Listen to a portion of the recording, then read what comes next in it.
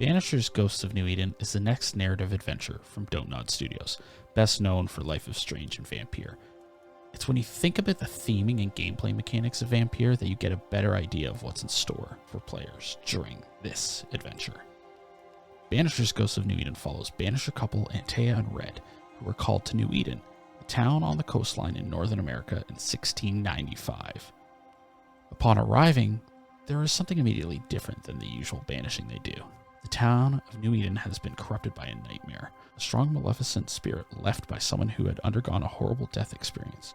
It's up to Red and Antea to figure out the mystery of whose ghost it is and why it's haunting New Eden.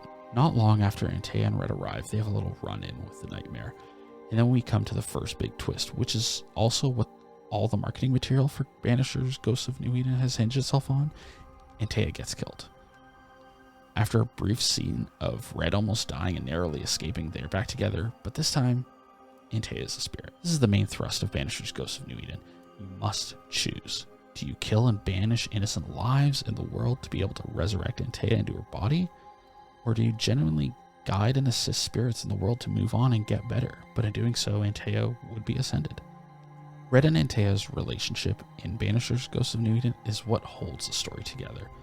They are not only exciting and well fleshed out characters, but also human, and Red is not afraid to show it. They get in fights, have dilemmas about what they're doing, and have genuine conversations about the world. Running around in the world and talking to NPCs also shows that Don't Nod hasn't lost its touch when it comes to these incredibly dark, world-changing dialogue scenes in Banishers Ghosts of New Eden. Just like Vampire, the world and mysteries within it are exciting and demanding of your attention. Moreover, it's worth it and helps you feel more involved in the fate of New Eden. Gameplay-wise, Banishers Ghosts of New Eden does try some new things. Some of it's great, while some of it kind of falters. During combat, generally, you'll take control of Red, who focuses on physical attacks. You have a basic weak and strong attack as well as a rifle. Red handles okay, although his combat can be rather dull. Antea, on the other hand, is more interesting. While I can't get into spoilers, the skills she unlocks over the course of the games are incredibly fun to use.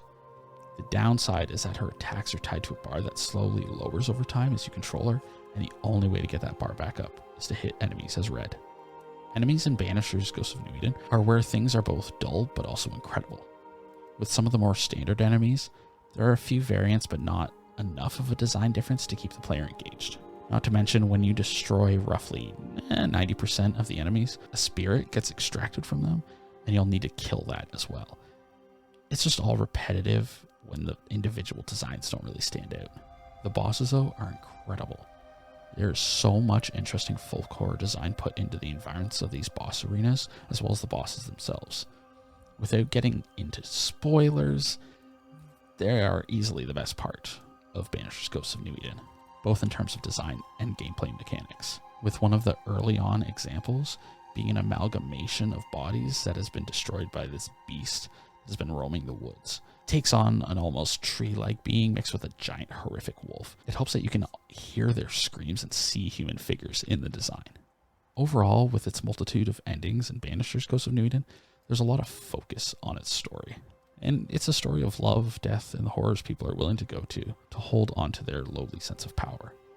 It's a shame that the combat comes across as almost bland. I love that Don't Nod went back to this horror narrative storytelling genre, and I really hope they keep going back. Because just like in Vampire, Banishers Ghosts of New Eden had me narratively hooked from the beginning.